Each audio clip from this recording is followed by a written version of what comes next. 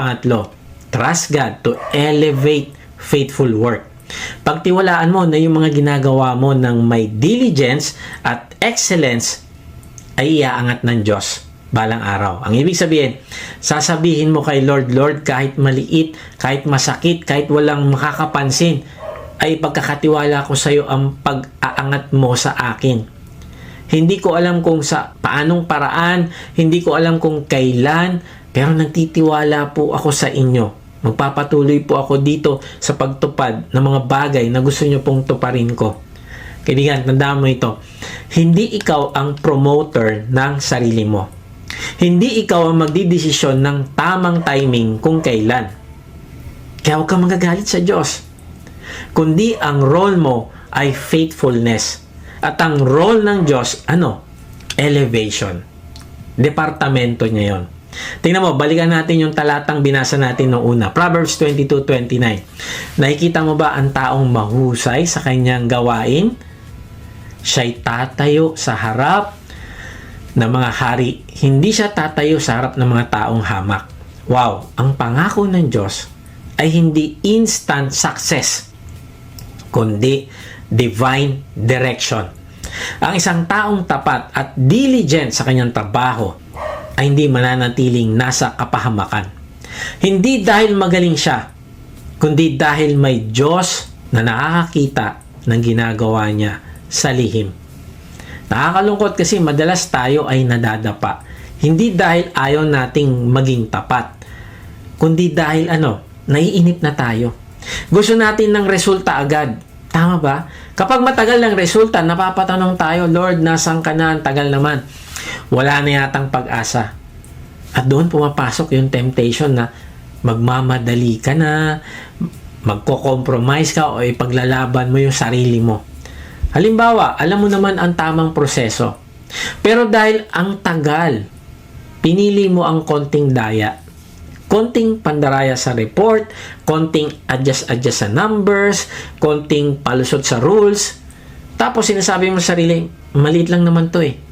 Pero kaibigan, ang maliliit na compromise mo ngayon ay magiging malaking problema sa hinaharap. O kaya sa umpisa, maayos ka naman magtrabaho. Pero nung hindi agad na-appreciate ng boss, naging careless. Hindi naman nila ako pinapansin, kaya okay lang ako mag-relax. Unti-unti bumababa ang standard ng trabaho mo. Hindi dahil masama ang puso mo, kaya lang naiinip ka at nag-iisip ka agad ng negative. O kaya maaring dati consistent ka sa prayer at pagbabasa mo ng salita ng Diyos. Pero dahil walang nakikitang sagot, ang tagal naman ng pinagpe-pray ko, hindi pa rin ako sinasagot ni Lord. Humina ang loob mo at nagtampo ka sa Diyos. Wala namang nangyayari, bakit pa ako lalapit sa Diyos? Ano ang problema? Alam mo, naiinip ka. Yung imbis na hayaan ang Diyos ang mag-angat sa iyo balang araw, ay pinipilit mo na ngayon na o sa paraan na gusto mo. Dapat ganito, dapat ganyan. Kaibigan, minsan, iba ang plano ng Diyos kaysa sa plano mo. At ginagaranti ko sa iyo, kapag ang Diyos ang nagplano, mas mabuti kaysa sa plano mo. Kaya kailangan mo mag-submit. At minsan, ito pa yung problema. Ang gusto mo, yung credit ay nasa iyo. Kailangan malaman ng lahat na ikaw ang gumawa ng trabaho na yan. Lagi kang nagbibilang ng credit. Kapag hindi ka napansin, nasasaktan ka at nagagalit.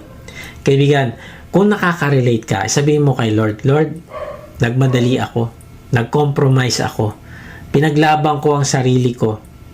Tandaan mo na ang Diyos ay hindi Diyos ng pagkokondena, kundi Diyos ng restoration. Hindi kanya hinihiya, kundi inaanyayahan kanyang bumalik sa kanyang timing. Kaibigan, trust God to elevate faithful work. Si Clarence Jordan ay isang lalaking may 2 PhD. Grabe, no? Imagine mo yun. Isa sa agriculture at isa sa Greek Hebrew. Kaya niyang piliin ang komportableng buhay at success ayon sa mundo. Pwede siya maging professor, pwede siya maging writer o consultant. Pero pinili niyang maglingkod sa mahihirap. Itinatag niya ang Koinonia Farm sa Georgia. Hindi lang bilang isang sakahan, kundi bilang isang buhay na patotoo ng Ebanghelyo. Ang Koinonia Farm ay isang intentional Christian community. Ito ay isang lugar kung saan ang mga tao ay namumuhay, nagtatrabaho, nagdarasal at naglilingkod ng magkakasama. Puti at itim, pantay-pantay, walang mataas at mababa. Parang yung mga early church sa Acts. Dito, ang trabaho ay hindi lang hanap buhay. Para sa kanila, ang trabaho ay pagsamba sa Diyos. Ang pagsasaka ay hindi lang nila negosyo. Ito ay stewardship ng nilikha ng Diyos. Ang ibig sabihin, sila ay magiging mabuting katiwala ng mga ipinagkatiwala sa kanila ng Diyos. Ang pagkain, pagtanggap ng bisita, at pagtutulungan ay hindi lang gawain para sa kanila. Ito ay hospitality at discipleship. Sa madaling salita, ang koinonia ay ginawa para ipakita sa mundo ang kaharian ng Diyos dito sa lupa. Parang yun yung gusto nilang mangyari, na mapapurihan ng Diyos dahil sa community nila.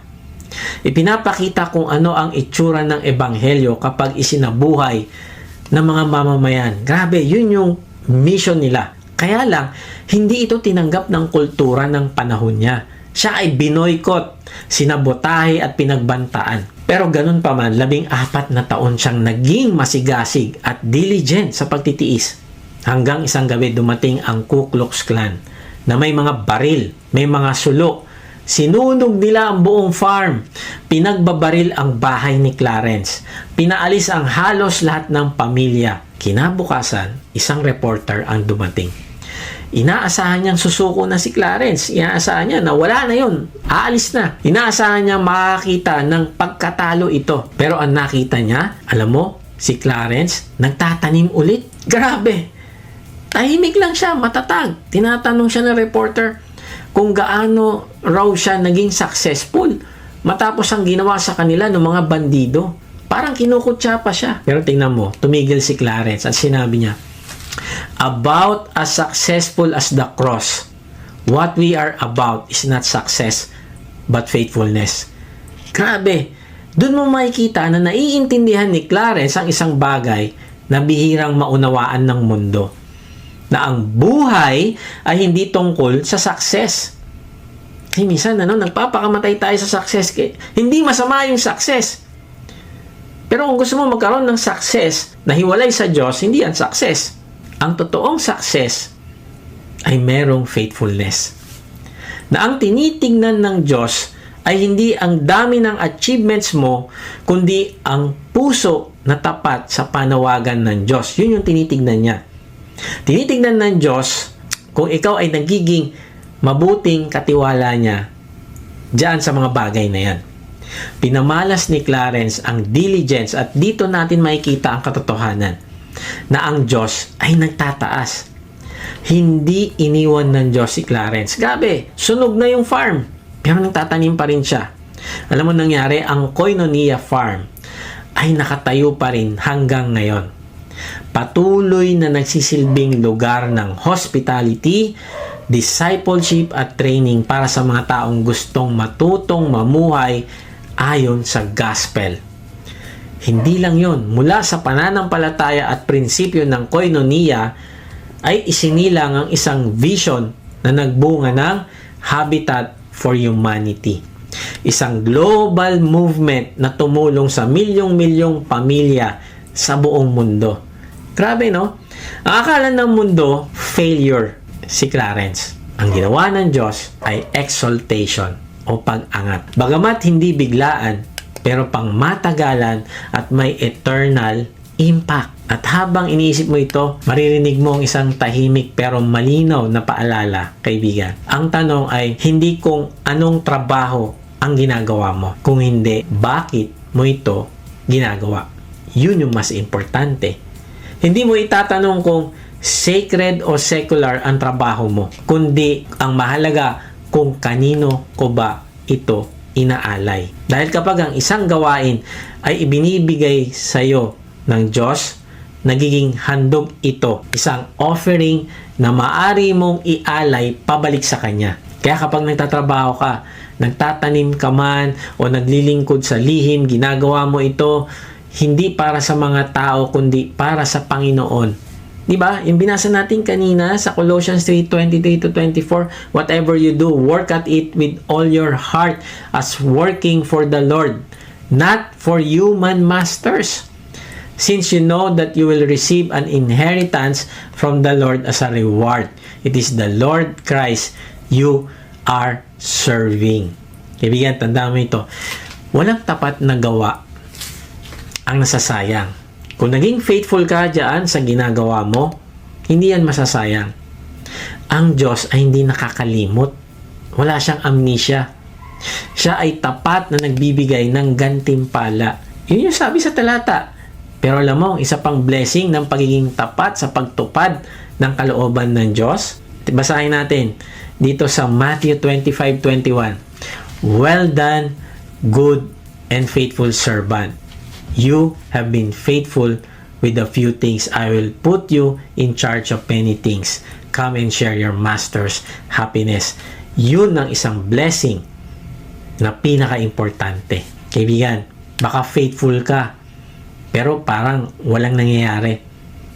Baka nasugatan ka sa spiritual journey mo. Pero tandaan mo, ang Diyos ay Diyos ng finish line. At kung hawak niya ang kamay mo, makakarating ka sa patutunguhan mo. Kaibigan, sang bahagi ng karera ka ngayon at kanino ka talaga nagtitiwala habang nagpapatuloy ka. Tandaan mo ito, ang wisdom, diligence, at excellence ay may hangganan. Kung hiwalay ka sa Panginoong Hesus, pwede kang maging mahusay sa trabaho, masipag sa ginagawa, pero kung wala ang Panginoong Hesus, mauuwi pa rin tayo sa pagod na walang kapahingahan.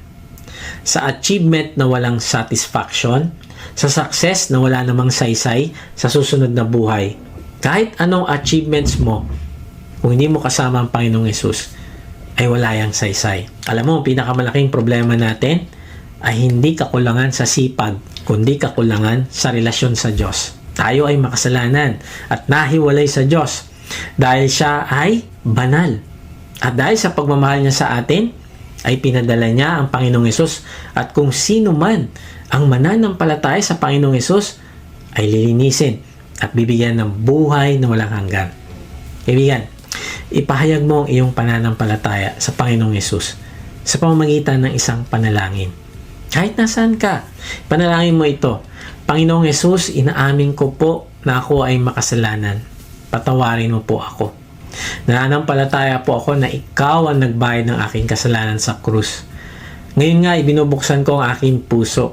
Pumasok ka at manaan sa akin. Tinatanggap kita bilang aking Panginoon at tagapagligtas. Simula ngayon ay tatalikdan ko na ang aking kasalanan. Amen. So, paano nga ba tayo magkakaroon ng wisdom sa trabaho? Una, pursue excellence in your craft. Hindi dahil gusto nating mapuri, kundi dahil ang ginagawa natin ay handog sa Diyos. Kahit maliit ang trabaho, kapag ginawa ng mahusay at buong puso, nagiging pagsamba ito, nagiging worship ito. Hindi yung pwede na. Kung hindi ang gusto mo, ibigay mo yung best para sa Diyos. Pangalawa, develop skill through diligence. Ang kahusayan ay hindi instant, kundi hinuhubog ito sa araw-araw na pagsisikap sa proseso ng paghasa ng skill. Hinuhubog din ng Diyos ang ating karakter, pagtitiyaga, disiplina, pagpapakumbaba at pananampalataya habang naghihintay. Pangatlo, trust God to elevate faithful work. Hindi natin kailangang ipaglaban yung sarili natin. Kapag tapat tayo sa ipinangkatiwala sa atin ngayon, ang Diyos mismo ang mag-aangat sa tamang panahon, iaangat ka niya. Ang role natin ay faithfulness. Pero ang role ng Diyos, alam mo, promotion. Siya ang bahala doon. Hindi tayo. Hindi natin kayang iangat yung sarili natin. At pag ginagawa mo ito, hindi ka lang nagiging mas mahusay sa ginagawa mo, kundi nagiging mas buo ka bilang tao. Dahil ang buhay na may wisdom ay hindi palaging madalian. Pero ito ang buhay na makabuluhan, payapa at may saysay. Hindi lang dito sa lupa, kundi hanggang sa walang hanggan, sa susunod na buhay. God bless.